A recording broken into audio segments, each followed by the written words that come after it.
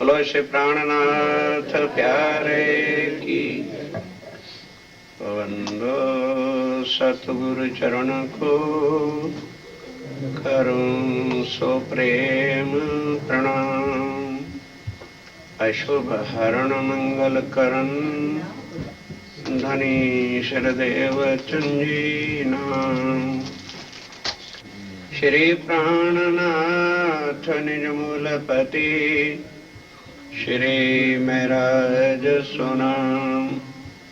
तेज कुंवरी श्यामा युगल पल पल करूं प्रणाम, पल पल करूं। स्वामी जी ने आके क्या कहा, जितने धर्म है बहुत ठीक है, धर्म को कभी बुरा नहीं कहना, ठीक है, पर खरा जो ये छे खरीदार। अगर खरीदार को ही अकल नहीं है कि मुझे किस स्टोर से जाना और मुझे कौन सा सौदा लेना है, वेदर इट इज राइट और रॉन्ग, तो ठगा कौन जाएगा? खरीदार के दुकानदार। तो खरे खरीदार बनो। अब खरा खरीदार बनाने का काम किसका होता है? ये गुरु का काम है। फॉर दिस पर्पस जो है गुरु होना चाहिए, जो अलख की देवे कि जो सच्चिदानंद पार ब्रह्म की स्वरूप की पहचान कराए और हमें बताए कि हमारा उसके साथ नाता कैसे हो सकता है और हम आवागमन के चक्करों से छूट सकते कैसे। फिर उसको कहो महाराज अब जरा आत्मा की पहचान करो, आत्म क्या है और परमात्मा क्या है और उससे हमारा रिलेशन क्या है, तो उससे हमारी मुक्ति कैसे होगी, कौन सा रास्ता करें। तो फिर सब ग्रंथों में लिखा है प्रेम का रास्ता अपनाना चाहिए। रामायण भी कहती है, गीता में भी जब कहा अनन्य के अनन्य प्रेम लक्षणा भक्ति। भागवत को देखें तो गोपियों का प्रेम लिखा है और बाइबल में देखें तो God is love and love is God, प्रेम ही प्रेम का वर्णन है। अब प्रेम ही प्रेम में अंतर क्या है कि कहीं प्रेम भक्ति तो नहीं बन गई। अगर प्रेम को भक्ति बना लेंगे तो भक्ति में कभी भी वननेस, इसलिए कहलवा लेता हूं कि आपकी सुस्ती दूर हो जाए। भक्ति में ध्यान दो। भक्ति का अर्थ क्या होता है? उसको बुलाना जो हमारे से दूर है। भक्ति किसकी की जाती है? भगवान के लोग भक्ति करते हैं ना, साधना से, जप से, तप से, व्रत से, योगाभ्यास से, प्राणायाम से इत्यादि। तो क्या करते हैं कि भगवान रहते हैं वैकुंठ और स्वर्ग में, तो उनको उनकी बताई हुई विधि विधान के हिसाब से जो उन्होंने ग्रंथों में लिख रखा है कि ए मेरे प्यारे भक्त, यदि तू मुझे बुलाना चाहे तो मेरे नाम का इस विधि के साथ सुमरन करना, तो मैं तुम्हारे पास खड़ा हो जाऊंगा आकर के। तो ठीक, अब जरा सोचना पहले, भक्ति से किसको बुलाया जाएगा? ए दादाजी सोने आए हो क्या? अच्छे जाओ, जगाओ भाई, जगाओ जगाओ जगाओ सर। प्रणाम। हाँ, थोड़ा सा आगल हो जाओ तो काम चलेगा। हाँ, ध्यान दीजिए, कम टू मी प्लीज। हाँ, भक्ति से क्या होता है? जो हमसे जुदा है, जो हमसे जुदा है उनको बुलाने का साधन। कई लेटर से बुलाते हैं, कई टेलीग्राम से बुलाते हैं, कई टेलीफोन से बुलाते हैं, कई फैक्स ही कर देते हैं। बस चले आओ, आ गए आ गए। बोलो भाई, तुम्हें શું જોઈએ છે? ભગવાન એક બંગલા આપો, અમેરિકા में आ गया, कार भी આપો, તો ઘણું સારું રહેશે। तथास्तु, આપી દીધા। भगवान तुर्त ही भगत से जुदा। भगवान, नोट इट प्लीज, भगवान कभी भी भक्तों के साथ रह सकता नहीं। जारे जारे मुसीबत पड़े, त्यारे त्यारे भक्ति करो, आएगा, अवश्य आएगा। और आपका संबंध उससे माया के लेने देने का है। आपकी भक्ति से, आपकी शक्ति के अनुसार वो दे देगा। भक्ति प्रेम के साथ भी होती है।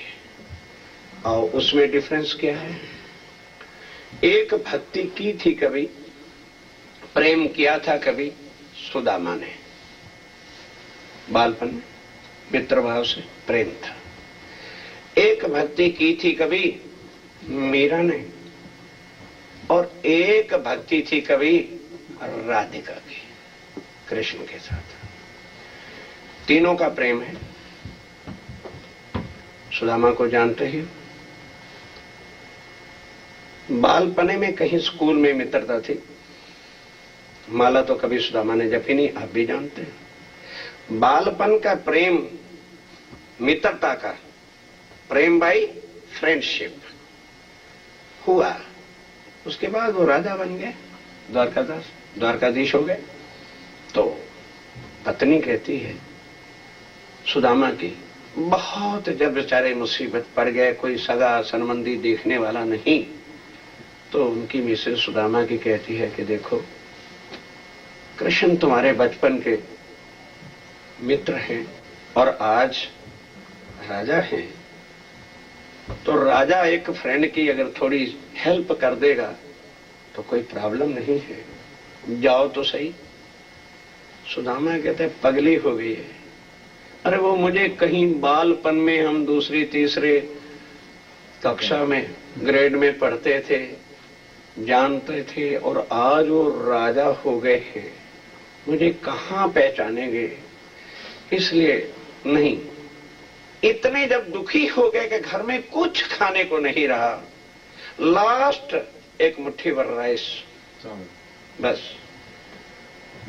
तब रो करके पत्नी कहती है कि अच्छा जाओ, मर तो रहे हैं, चलो वैसे ही मर जाएंगे, आजमाओ तो सही मित्र प्रेम क्या होता।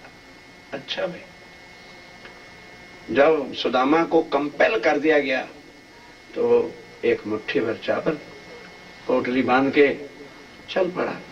कहने लगे अच्छा, मेरे आने तक मेरी इंतजार इधर करना, घर छोड़ के कहीं चले ना जाना, मरेंगे तो दोनों इकट्ठा ही मरेंगे, मेरे आने तक प्लीज वेट इधर करना। ओके जाओ, गए। अब सुदामा बचपन के सारे प्रेम को याद कर रहा है अपने हृदय में, सोच रहा है मैं उसको मिलूंगा तो मेरे से पूछेगा मेरी भाभी ने क्या दिया, तो क्या जवाब दूंगा। इसलिए वो जो मुट्ठी भर चावल दिए थे उसने खुद नहीं खाए। मिले तो इसलिए थे भाई रास्ते में भूख लगेगी तो कहां जाओगे, तो खा लेना। तो उसने वो पोटली पास रखी। ध्यान देना, भूखे रह करके भक्ति निभाई। जितने दिन जाके द्वारका में पहुंचे कुछ नहीं खाया, पानी पिया, पी लिया। अब जैसे ही वो घर से निकले, अब उसने तो फ्रेंड समझा था कि भी एक बालपने का है, लेकिन वो विष्णु भगवान 16 कला संपूर्ण वैकुंठ के नाथ हैं।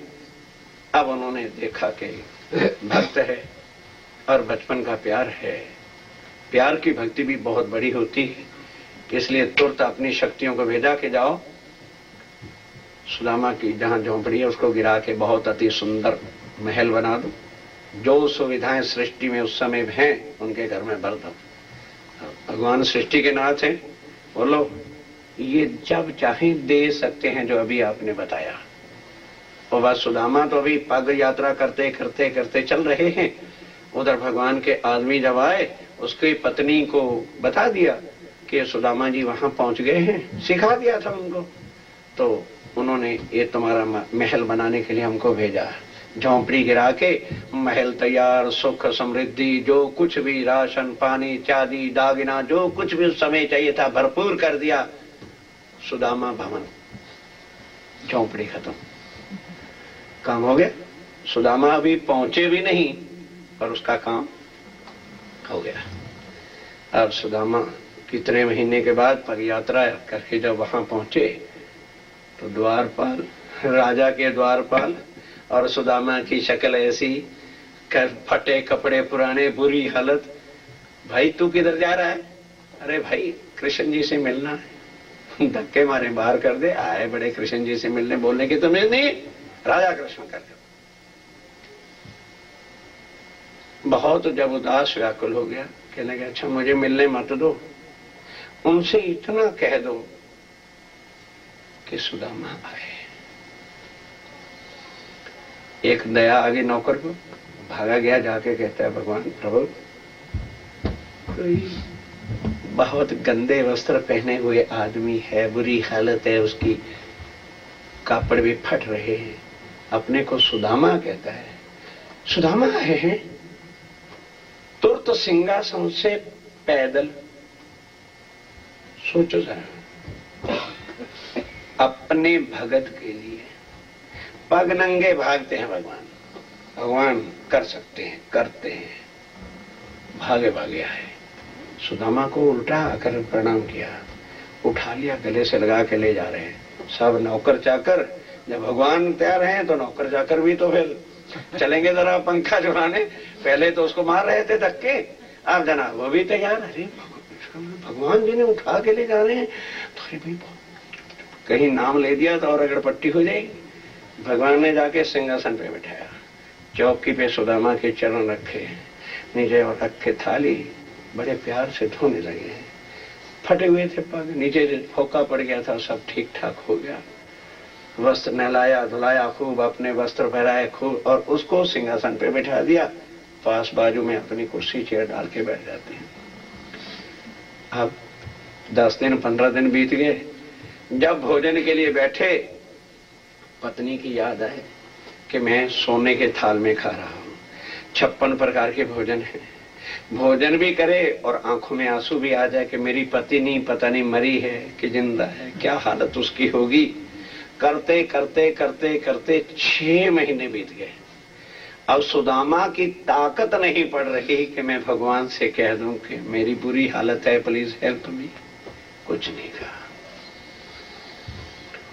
आखिर सुदामा कहता है देखी जाएगी, देखोगी, कहूंगा नहीं, अपने प्रेम की भक्ति को बेचूंगा नहीं, जाता हूं वापस। जैसे तैसे करके भगवान से रजा मांगे तो भगवान रजा नहीं दे। अरे यार तू कब कब आया, रहे ना इधर, मुंह से ना कहे कि भाभी को छोड़ के आए।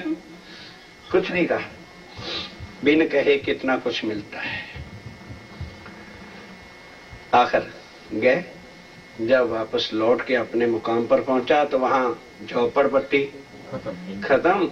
उसने क्या सोचा कि किसी मोटे सेठ ने मेरी पत्नी को मार मोर दिया होगा कि हमारे मकान पर कब्जा कर लिया है, अनऑथ रेस्ट। ठीक, अब देखा तो है नहीं, उसने ऊपर पड़ा नहीं, कुछ नहीं, किसी से पूछा नहीं, बस वहीं बैठ के लगा रोने पत्नी के नाम से। और मुझे और क्या हो गया, मेरी पत्नी को कौन लूट गया, ऐसे ऐसे शब्दों से अड़ोसी पड़ोसी भाग के रोते की आवाज सुन के आई और पत्नी भी बाहर भागी आई, श्रृंगार किया हुआ और खूब वस्त्र पहने हुए, दागिना पहना हुआ, एवन टॉप की साड़ी पहनी हुई। भले कुछ भी हो, आखिर पति तो पत्नी को पहचान ही लेगा, श्रृंगार बदल लिया तो ये थोड़ा कि पत्नी को पहचान नहीं सकेगा। सुदामा दौड़ करके कहता है अपनी पत्नी को, प्रिय तू? कहने लगे हाँ हाँ रोते हो, अरे अब भी रोते हो? कहने लगे तेरा क्या हुआ, किसी और के साथ शादी कर ली तूने? अरे अरे ऐसा कहते हो, ये तुमने ही तो भेजे थे, ये देख तेरे नाम का महल बना है, जैसे ही तू गया था दूसरे दिन ही भगवान ने तो सब सामान और ये बंगला और ये सारा कुछ, अंदर तो चलो। भगवान ने भेजा है, क्या लगता और मैं झूठ बोलती हूँ तो आजू बाजू वालों से पूछ ले भाई। तब लोगों ने कहा हाँ हाँ सुदामा तुझे क्या हो गया, ये तेरा ही है, तेरा मित्र जो है ना कृष्ण, उसने किया है। गया, आओ एक भक्ति मीरा की, 15 मिनट और उसके बाद चाय मिलेगी। अभी नहीं, सुस्त नहीं हो, सुस्त नहीं हो। बोलो श्री प्राणनाथ। एक भक्ति, ये भक्ति है बालपन के प्रेम की। अब आ जाओ मीरा की भक्ति जिससे शक्ति प्राप्त होती है। भक्ति शक्ति और प्रेम। भक्ति और शक्ति कर्म है, प्रेम कर्म से नहीं, बाहर है, ध्यान दीजिए। अब मीरा अकबर के राज्य के समय में एक राणा नाम का राजपूत योद्धा थे, उनकी पत्नी का नाम मीरा है और विष्णु भगवान की गिरधारी की भक्तनी। इतने सुंदर प्रेम में बस भक्ति वो क्या करती है, केवल अपने भगवान को पति भाव से रिझाना, और कुछ नहीं, कोई माला नहीं, कोई जप नहीं, कुछ नहीं। रात को 12 बजे वो महलों से निकलती है, भगवान गिरधारी का स्वरूप बनाकर उस मंदिर में आकर वो अपने भजन प्रेम से, जैसे एक प्रिय अपने प्रेमी को कोई रिझाता है गाकर, वो रिझा रही है। ये उसकी भक्ति है। अब उसको सुनने के वास्ते केवल जो साधु जन थे, संत रूप होते थे, उनको ही इजाजत थी और उनके लिए एक स्पेशल दरवाजा डोर था कि वो लोग इसमें आकर के और मंदिर के रूप में जैसे बैठ करके सुन सकते हैं। अब ये चर्चा होते होते होते होते अकबर तक पहुंच गई, क्योंकि अगर आपने रियली हिस्ट्री पढ़ी है या सुनी होगी तो अकबर ने ये ट्राई किया था कि मैं हिंदू और मुसलमान पने को निपटा करके एक परमात्मा की राह चलाऊं, और वो हिस्ट्री में आता भी है, दीने इलाही उसने चलाने का प्रयास भी किया था।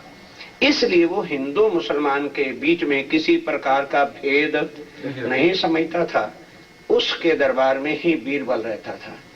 तो जब ऐसी प्रशंसा उसने परमात्मा की भक्ति की सुनी तो बीरबल को कहने लगे, बीरबल कि अगर हम नमाज पढ़ते हैं पर नमाज एक प्रे तो है भगवान से, अल्लाह से, लेकिन उसके अंदर प्रेम और रस प्राप्त नहीं होता। जैसे किसी के ऊपर लॉ, एक कानून बांधा जाए, you have to do this, वो पालन करने के लिए मैं 5 बार नमाज पढ़ता हूँ, लेकिन मेरे मन को पीस नहीं है, शांति नहीं है, आनंद नहीं है।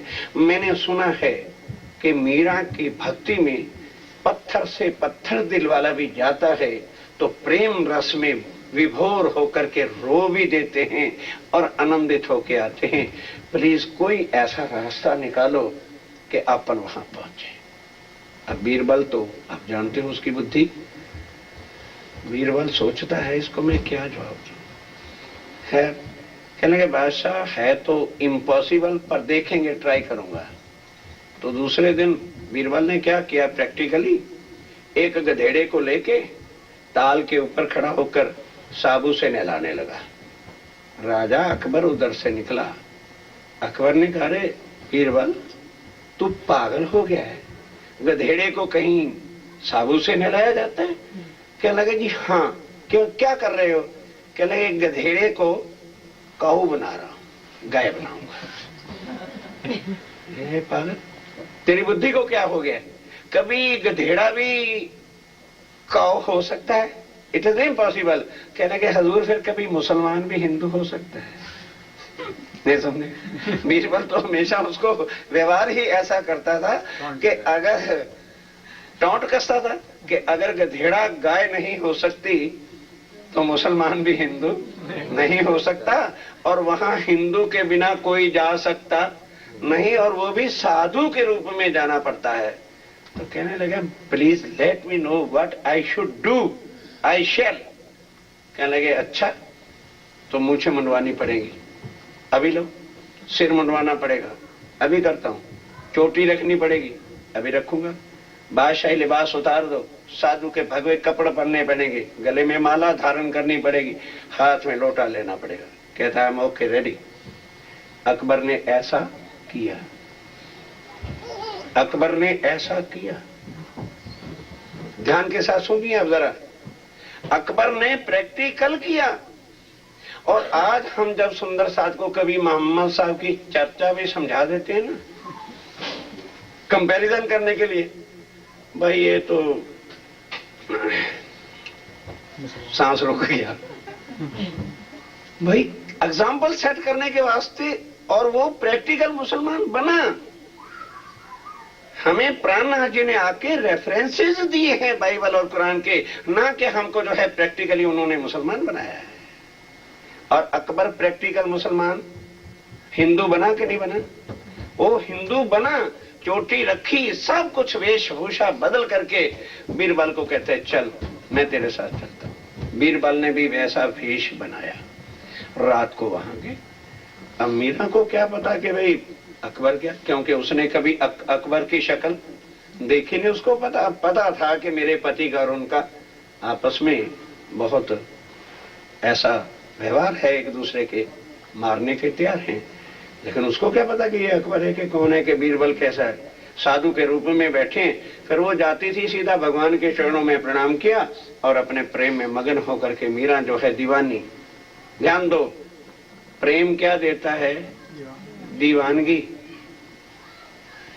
भक्ति क्या देती है? अहंकार। Note it please. भक्ति क्या देती है? अहम, मैंने इतनी तपस्या की है। प्रेम क्या देता है? पागलपन, दीवाना। अहंकार से परे मदहोश करके वननेस में डालता है प्रेम। प्रेम क्या करता है? वननेस में लाता है। और भक्ति अहम पैदा करती है। अहंकार परमात्मा से जुदा करता है। किसी भी चीज का अहम होगा वो हमें नाश करने वाली वस्तु होती है। वो अपने प्रेम में मग्न इतना हो जाती है कि अकबर भी भूल गया कि मैं मुसलमान हूं या मेरे गले में माला है। तो एक उसके गले में ऐसी माला भी सोने की दागिना वाला थी जिसके ऊपर स्टाम्प था अकबर अकबर अकबर, वही बादशाह नहीं बस किंग। तो उसने प्रसन्न होकर के प्रसन्न मुद्रा में बीरबल से कहा, बीरबल भगवान के गले में, भगवान के गले में मीरा को कहो अर्पण कर दे। तो उन्होंने, बीरबल ने वो पेश की। मीरा को क्या पता उसके ऊपर अकबर की स्टाम्प लगी हो, तो अपने धुन में मगन है, उसने भगवान के गले में डाल दिया। 4 बजे मीरा महलों में चली गई, सारे उधर चले गए। अब आए उसके हस्बैंड 8 बजे, शक्ति के स्वरूप। और राणा, उसने आते भगवान का मुकुट नहीं देखा, भगवान के चरण नहीं देखे। उसने आते ही अकबर नाम की स्टंप को पढ़ा।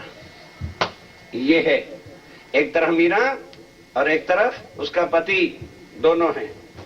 मीरा को सुध नहीं है भगवान के स्वरूप के बिना, और राणा उसके पति का नाम था, उसको अकबर के बिना और कुछ सुध है ही नहीं। जैसे रावण को 24 घंटे क्या दिखता था? राम। और कंस को 24 कलाक क्या नजर आता था? कृष्ण। हमें 24 घंटे क्या नजर आती है? माया, क्योंकि माया प्रैक्टिकल तराजू में रख के तोलते जाओ। राणा आते साथ जब देखा, अरे भगवान के गले में सोने की दागिना माला है अकबर, इट मीन्स रात को अकबर यहाँ आता है और ये ढोंग रचती है मीरा पत्नी पर। तुरंत उसी वक्त जो है अविश्वास और इतना गंदे विचार उसके हृदय में आ गए। हुक्म दिया अपने हम वजीरों को, मंत्रियों को कि जाओ मीरा को घसीट करके यहाँ पापिन को लेके आओ, दुष्ट है वे। बस वे जो पति का आ गया गुस्सा राणा राजपूत, ऐसे अपशब्द कि जो मुझसे कहने भी उचित मीरा की शान के लिए नहीं, ऐसे शब्दों से उसने व्यवहार किया। मीरा आई, आते ही अपशब्दों के साथ वो दुष्ट नहीं हो, वैश्या और ये और वो जो राणा ने बकना था वका। बोल यहाँ पर अकबर कैसे आया? कहते पतिदेव, जबान संभाल के बोलो। मैं शरीर से भी पतिव्रता हूं और भक्ति में भी पतिव्रता हूं, मैं एक की भक्ति करती हूं, ऐसी जुबान से बात मत निकालना। जब उसने कहा तो पति को जरा अभिमान रहता है, तलवार निकाली। उसने कहा देर मत करना, अगर तू आज मेरी भक्ति की परीक्षा लेना चाहता है या मेरे पतिव्रत धर्म की परीक्षा लेना चाहता है तो देर मत कर, डोंट वेट। बस मीरा ने चरणों में भगवान के चरण पकड़ लिए। Be quick please. ध्यान देना, भक्ति में क्या है? शक्ति। भक्ति में क्या है? शक्ति। प्रेम नहीं होता। ध्यान देना, जैसे ही मीरा ने चरणों पे शीश रखा, राणा ने निकाली तलवार। उसको तो अभिमान था मेरी पत्नी इसका सिर काट दूंगा, साले अकबर को यहां बुलाया कैसे। जैसे ही तलवार निकाली, अब शक्ति का तो देने वाला तो आएगा ना, भक्ति का फल तो मिलता है नहीं मिलता। तुरंत भगवान पीछे आ गए। उन्होंने राणा को दर्शन नहीं दिए, मीरा की रक्षा करने के लिए पीछे से आके उसका हाथ पकड़ लिया। अब इतनी जोर से पकड़ लिया कि ना तो वो गर्दन घुमा सकता है कि किसने पकड़ा है, ना हाथ हिलता। अब मीरा चरणों में 1 मिनट, 2 मिनट, 3 मिनट, 5 मिनट हो गए। सोचने लगी कि तलवार आने तक कितनी देर लगनी चाहिए? भाई उसके हाथ में है और मैं यहां हूं। लेट से late 2 second, 3 second, 5 second, 15 second, half minute, minute, 2 minute हो क्या गया? फिर भी सोचते सोचते उसने 5 मिनट और वेट किया। आखिर उठते है तो देखा तो भगवान हाथ पकड़ के खड़े हैं। रो पड़ी, कहते हैं प्रभु इतना कष्ट अपने भक्तों के लिए उठाते हो, अगर मेरे लिए आपने कृपा की ही है, इस दुष्ट को भी दर्शन दे दो। मेरे लिए फरमाइश है, मैं जानती हूं दो he is not fit for your darshan, ये इस काबिल नहीं है, मेरे लिए आए हो, सामने आ जाओ, इसको पता चल जाए कि मीरा झूठी नहीं है, उसकी भक्ति में सत्य है। ध्यान के साथ भगवान आए, दर्शन दिए। मन की मलिनता भक्ति के फल से मिली पर भवसागर से पार नहीं किया। स्वार्थ और अहम भक्ति। उसके बाद एक नाम सुना होगा राधे और कृष्ण का। राधा ने ना कभी भक्ति की, बोलो बोलो, ना कभी शक्ति का अभिमान था। अब ये विचारो कि राधा के पास क्या था कि जिस श्री कृष्ण को ब्रह्मा नहीं पा सके, विष्णु नहीं पा सके, शंकर नहीं पा सके, कोई देवी देवता नहीं पा सका, कोई भक्त नहीं पा सका, कोई तीर्थंकर नहीं पा सके, वह कृष्ण जो है राधे और गोपियों के पीछे क्यों भागते?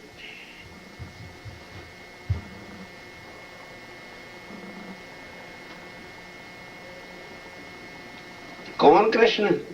जिसके चरणों में ब्रह्मा जी ने आके प्रणाम किया कि नहीं? बोलो बोलो बोलो।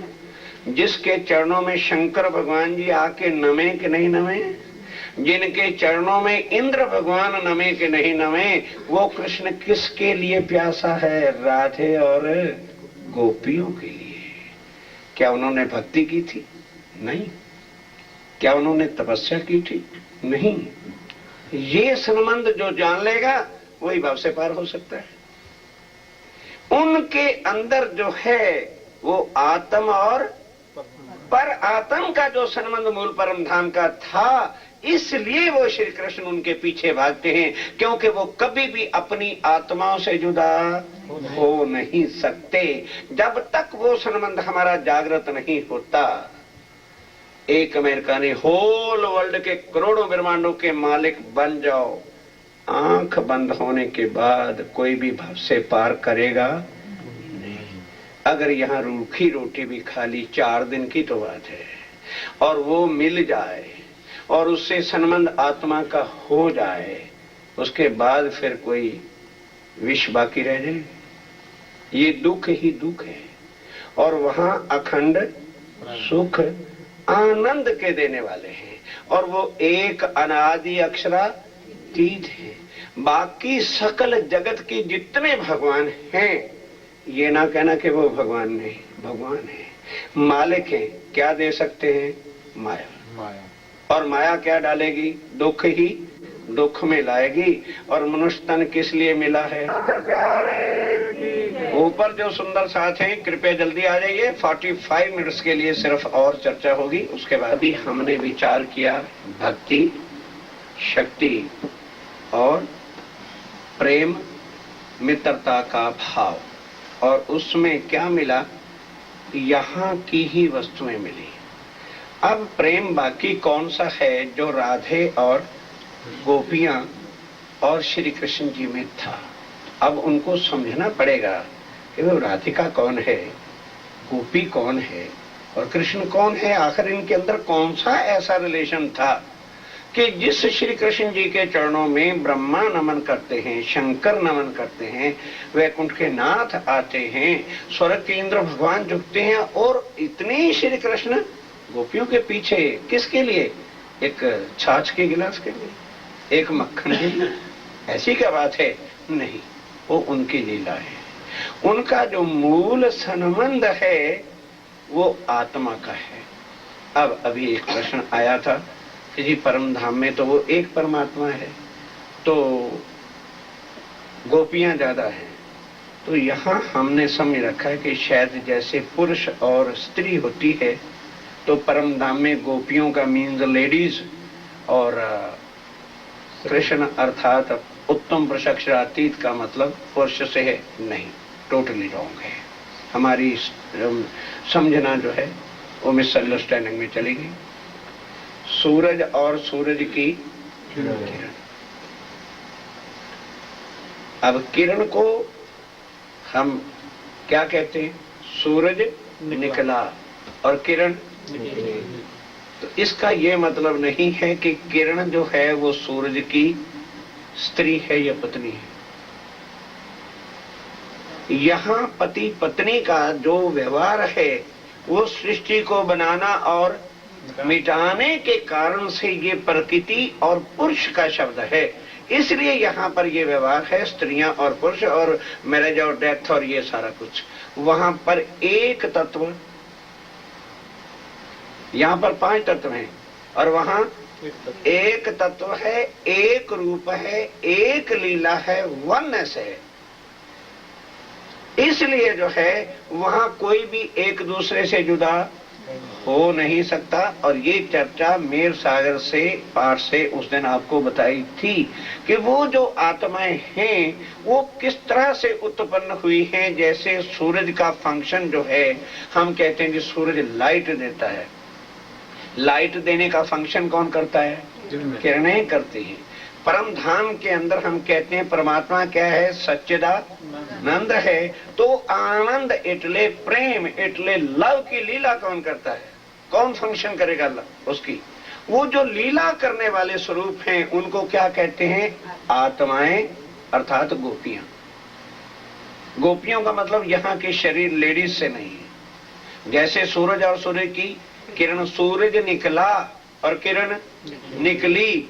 ए हाथ की अंगुली, हाथ टूटा, उंगली टूटी, तो क्या इसकी ये पत्नी है? हाथ का फंक्शन जो करता है उसको कहते हैं उंगली।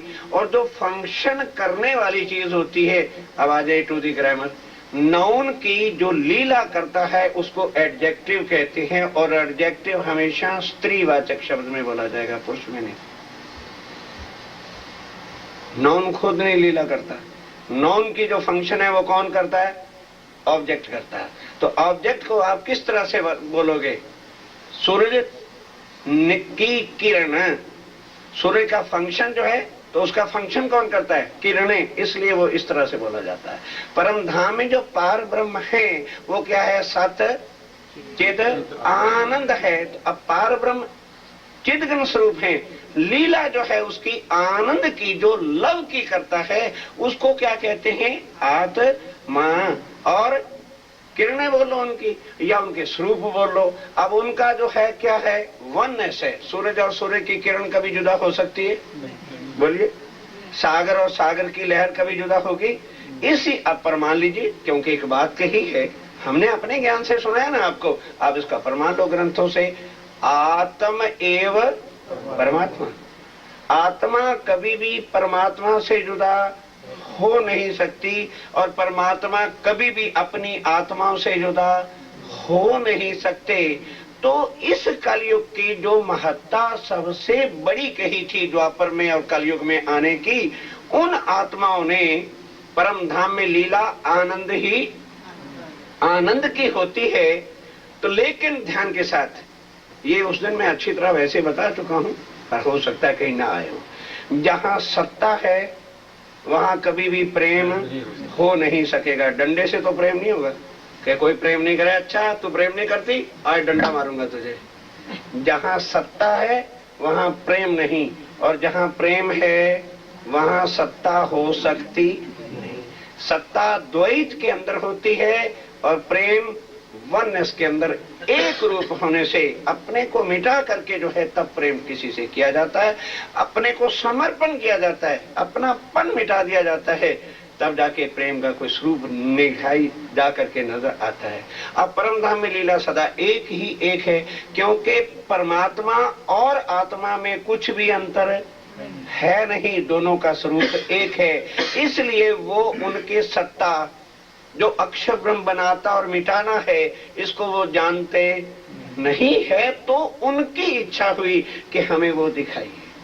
तो जब दिखा, वो क्या करता है, ये ब्रह्मांड बनाता है, तो इस ब्रह्मांड में क्या है, दुख ही दुख है, जन्मना मरना कर्म भोग करना। तो उन्होंने कहा कि वहां मत जाओ, वहां जैसे ही जाओगे, ध्यान देना, तो तुम्हें मैं उस माया वाले तनों में बिठाऊंगा, तभी तो उसको देख सकोगे। और यदि उसको मैं बिठाऊंगा नहीं तो फिर तुम उसको देख सकते नहीं। पर जैसे ही तुम्हारी आत्मा तुम वहां जाके बैठोगे तो मेरे साथ तुम्हारा लिंक टूट जाएगा। जैसे लोग आज क्या कहते हैं, खुदा पर्दे में है, कोई देख नहीं सकता। वो कहते हैं मैं पर्दे में हूं, मैं तुम सबको देखता हूं। मैं पर्दे में नहीं, पर्दे में तुम हो, क्योंकि तुम मुझे देखते। कौन समझेगा इन बातों? हम कहते हैं ना भगवान पर्दे में दिखता नहीं, और कहते हैं नहीं मैं तुमको देखता हूं। मैं कैसे कहूं कि मैं पर्दे में हूं? पर्दे में तुम हो, तुम मुझे देखते नहीं। ये परे की बातें हैं। अब उन्होंने प्रश्न किया तो चलाना पड़ेगा ना। इसलिए वो आत्माएं जब उतरेगी तो तन कौन सा धारण करेंगी? ये आत्मा आके बैठ गई। अब वो तो हमें जानते हैं कि किस किस तन में वो बैठी, वो तो नहीं बोल सकते। क्यों? उनका तो स्वयं स्वरूप तेज वही है, और हमारा उसके साथ संबंध कट के किसके साथ जुड़ गया? इस माया के साथ। इसलिए हम पर्दे में हो गए, हम उनको पहचानते नहीं, वो अब जान रहे हैं। तो जिसने जो जो जैसे इच्छा की पहले ब्रिज में आए, तो उनके आनंद स्वरूपा जो मुख्य है वो श्यामा रानी आके राधिका के तन में बैठी। अब धीरे धीरे गोपियां तो संकट में फंसती गई, और 11 वर्ष में ही श्री कृष्ण जी को अपशब्द कह दी कि तुम पर पुरुष हो। क्या कृष्ण जी ने भी कहा राधिका कि तू पर स्त्री है? क्या उन्होंने भी गोपियों को कहा कि तू पराये की पत्नी है? शरीर है तेरा जिसका भी है। कृष्ण जी किसके पीछे भागते हैं? शरीर के पीछे कि आत्मा के पीछे? पर आत्माओं ने आके जब तन धारण किया है तो बोलो उस तन के पीछे भागेंगे ना कि इसके अंदर मेरी आत्मा बैठी हुई है। ये कारण था जो श्री कृष्ण जी उन पर मुग्ध रहते हैं, और उनको बांसुरी बजा बजा के अपने बांसुरी से क्या दिखाते हैं? प्रेम की लीला। क्योंकि उन प्रेम के अंदर ही मुग्ध होकर के जो है गोपियां घर बार को त्याग करके वहां पर आती हैं। अब ये संबंध कहाँ का है? उस परम धाम का है। वहां ना कोई भक्त है, ना कोई भगवान है, ना कोई गुरु है, ना कोई वहां चेला है, ना वहां पर भक्ति है, ना वहां पर शक्ति है। वननेस है। जहां वननेस है, क्या दुनिया की भक्ति, शक्ति, कर्मकांड चलेगा? चलेगा? ये सब कुछ शरीर से है। और जब ये ज्ञान प्राप्त हो जाए, और केवल हमने अपनी आत्मा का जो मूल संबंध टूटा हुआ था और हमें पता ही नहीं था कि हमारा उसके साथ रिलेशन क्या है और उसका हमारे साथ रिलेशन क्या है, ये समझकर और उनके ही नाम की शक्ति से उसके साथ संबंध जोड़े। भक्ति नहीं करनी, दुनिया के कर्म कांड से हटकर केवल उसका चिंतन। फिर लवड कहीं भी है और बिलवर कहीं भी है। बोलो दोनों किसका चिंतन करेंगे रात को? बोलो क्या माला फिरेगी लवर? बिलवर माला, ओ माय डियर आजा आजा। उसका उठना, उसका बैठना, उसका खाना, उसका पीना, उसका ऑफिस, उसका जॉब भले वो करेगा, और चिंतन? बोलो भक्ति छूट गई, ऑटोमेटिक चल रहा है। प्रेम के अंदर इतनी शक्ति है। प्रेम में माला की जरूरत नहीं, प्रेम में भक्ति की जरूरत नहीं, प्रेम में शक्ति की जरूरत नहीं। प्रेम दोनों का स्वरूप एक करती है। भले हम इस दुनिया में 4 दिन रहें, 100 साल रहें, बोलो यदि वो संबंध और उसका नाम से हमारे हृदय में वो स्वरूप आता है, ऑटोमेटिक काम शुरू हो जाएगा। दुनिया के ज्ञान से, भक्ति से, जप से, आ मंगल से आज, आ नवरात्रि से आज, आ शनिवार से आज, आ कर्म कांडे से आज, और वो कौन है? जो सबका, वो प्रेसिडेंट ऑफ ऑल है। उसके ही हुक्म से ये बनता और मिटता है। जब उसके साथ संबंध होगा तो क्या यहाँ के कायदे कानून हमें पालने की जरूरत है? ये बात है। उसका संबंध होने से हाँ पवित्र पाक रही है। पतिव्रता शादी होने के बाद भले 4 दिन मां के घर रहती है, चिंतन किसका करती है? कब आएंगे, ले जाएं, दुखी हो रही हूं, मैरिज भी हो गई, क्या फायदा होगा? घर माँ का काम करती है, वेट करती है, कब चलेंगे, कब चले। आए तो टेलीफोन भी नहीं आया, फैक्स कर देते, किस लिए? ये था काम इधर करती है, याद उसका करती है। ये है प्रेम। माला की जरूरत नहीं, फर्ज नहीं। अरे भोग लगाओ, तुम्हें भोग लगाना पड़ेगा, आरती उतारो, पाप लगेगा। प्रेम में पाप हो सकता, इतनी शक्ति होती है, पर वो शरीर वाले प्रेम में नहीं होती। शरीर वाले प्रेम में स्वार्थ होता है, मोह है ना। हम कह तो देते हैं, वापर तो लेते हैं शब्द प्रेम का, वो मोह होता है। हम मां से प्रेम करते हैं, पिता से प्रेम करते हैं, वाइफ से प्रेम करते हैं। नो, प्रेम नहीं करते। क्या करते हैं? मोह के बंधन में हैं, उनके साथ बंधे हुए हैं। उस मोह को दुनिया प्रेम कहती है। प्रेम कौन क्या है? जो मोह से छुड़ाता है। प्रेम क्या है? जो मोह से छुड़ाता है। मोह द्वैतवाद है और प्रेम वननेस करता है। वननेस के अंदर कभी स्वार्थ आ सकता नहीं। वो उस पे फिदा है, जैसे सागर और सागर की लहरें। बोलो कौन किस पे फिदा है? सागर लहरों में फिदा है और लहरें सागर में फिदा है। यदि हम उसके हैं तो हमारी चिंता कौन करेगा? बोलो बोलो बोलो बोलो, वही करेगा। और यहाँ के भगवान चिंता करते हैं, कमर तोड़ लो, अव्वल तो कभी खुश होते नहीं। यदि कदाच खुश हो भी गए फिर 2 मिनट के लिए सो जाइए चलो। और उनको लाख हम माया में भूल जाएं, वो कभी भी हमें भुला सकते। भूल जाओ आप। अमेरिका की कितनी संख्या है ये बताओ। कहोगे जी हम सुंदर साथ हैं, तो ये जो शब्द आपको सुंदर साथ का लगा, सबको पता है हमारे आने का। मंदिरों में भी गए हैं और जगह भी गए हैं, और अगर उनको भी उसके अंदर कुछ होता इसकी अटैचमेंट, तो वो यहाँ क्यों नहीं आते? इसके लिए कौन पकड़ेगा इसको? जैसे टीवी माइक्रोवेव से और रेडियो इलेक्ट्रिक वेव से। जीव कहां से वेव से चलेंगे? बैकुंठ की, माया की, मोह की, ममता की। इन्हीं वेव से जीव बनता है, जन्मता है, पलता है, इसलिए इन्हीं में डूबता है। और आत्मा भले रहेगी सही, लेकिन उनको ये वेव्स अच्छे रहेंगे नहीं। कहीं ना कहीं जाएगी भी, चर्चा सुनने, सत्संग सुनने जाएगी, गुरुओं के पास जाएगी भी, पर उसके मन के संशय मिटेंगे नहीं। और जब उसको वो वेव्स जरा सी आई नहीं, 1 सेकंड लगना, उसको समझाना नहीं पड़ेगा। केवल थोड़ा सा जो माया का पर्दा हटा और उसकी पहचान हुई, बोलो कितनी देर उधर जुड़ेगा?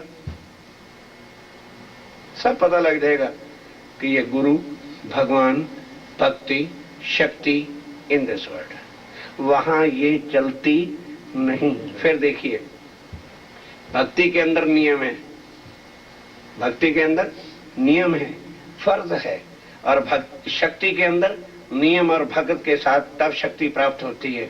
और प्रेम, प्रेम के लिए नियम है, प्रेम के लिए विधान है, कानून है। प्रेम किससे होता है? मन के भाव से होता है, कहना नहीं पड़ता। पर प्रेम होता कब है? जब दिल में भाव आते हैं। भाव कब आते हैं? जब उसके स्वरूप की पहचान होती है। बस ये विधान है इसका। जब उसकी पहचान हो जाए कि ये मेरा आशिक है, तो सब दुनिया के कानून टूट जाते हैं।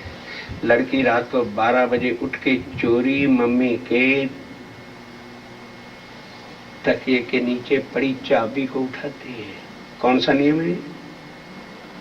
चोरी जाके डोर खोलती है। ये प्रेम सबसे जुदा, सब नियमों को तोड़ देगा, तब बंधनों को हटा देगा। और भक्ति और शक्ति नियमों और बंधनों में डालती है। ये करना पड़ेगा। आज उमावस है, उपवास नहीं रखा तुमने, आज मंगल है, ये नहीं किया तुमने। फिर स्वामी जी ने आके खुद कहा, रे भाई फर्ज बंदगी लॉस, फर्ज बंदगी उससे दूर। अरे भाई उससे इश्क किया है, उसने कहा था आज उस पार्क में आ जाना, क्या करें? अच्छा उसको फोन कर देते हैं, एक्सक्यूज मी प्लीज, सॉरी। झूठ। फर्ज क्या सिखाता है? बोलो। झूठ। फर्ज क्या सिखाता है? झूठ। भक्ति क्या सिखाती है? स्वार्थ। और इश्क सब बंधनों से, बोलो बोलो बोलो बोलो, खुद बोलो, तोड़ देती है। जब तक हम शरीर के बंधन, कर्म, कांड इनसे बाहर नहीं निकलेंगे, तब तक हम आत्म के साथ, उसके साथ प्रेम कर सकते नहीं। क्यों? क्योंकि आत्म इस समय एट प्रेजेंट हियर, और ये यदि उस कानून में बंधा हुआ है, आज तो व्रत है, आज तो ये करना है, आज तो ये करना है, तो बोलो क्या साधन तो यही है ना? तो फिर क्या वो अंदर बैठी हुई आत्म उसके साथ प्रेम कर सकती? आत्म भी किस में फंस गई? कर्मकांड और बंधनों में पड़ गई। तो धनी आए बंध छुड़ावने। इन कर्म कांडों से इस तरह से बताया कि ये जो कुछ तुम कर रहे हो ये कर्म है, कर्म से भक्ति होगी और भक्ति से तुम्हें शक्ति मिलेगी, शक्ति आ जाने से तुम्हारे अंदर अहंकार होगा। स्टेप बाय स्टेप अब इनसे मुक्त हो जाइए। तो जब तुम प्रेम करोगे तो समर्पण स्वतः सब गुण, अंग, इंद्रियां किसकी हो जाती हैं? उस लवर की। पॉइंट समझे?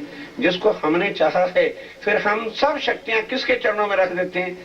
उस पर जब हम फना हो जाते हैं तो वो भी हमारे पर फिदा हो जाता है। फिर ये मत चिंतन करो, अरे ये कैसे होगा। अगर ये सोचा तो सोचने का फायदा क्या होगा? हमें केवल उसके लिए सोचना है और उसको हमारा सोचना है। ये प्रेम है। करके आजमा के देखो। हम तो कहते हैं आजमा के देखो, लेकिन हाँ उसके साथ नाता मंत्र से न जोड़ना, क्योंकि अब मूल बात आई थी गुरु वाली। किसी भाई ने प्रश्न किया था, नाम तो याद नहीं है। गुरु दीक्षा उसके साथ नहीं चलाएंगे। एक होता है गुरु मंत्र, ध्यान देना, और एक है उसका मूल सन्मंध है। समझे? मंत्रों से सन्मंध जुड़ता है और सन्मंध होने के बाद हम उसको पकड़े, उसको रिझाएं कि उसका जाप करें। चाहे फिर उसको भक्ति में बना लो और चाहे उसके प्रेम में लीन हो जाओ। दो मार्ग हैं। तो यहां वाला मार्ग जो है भक्ति वाला है। भक्ति से क्या होगा?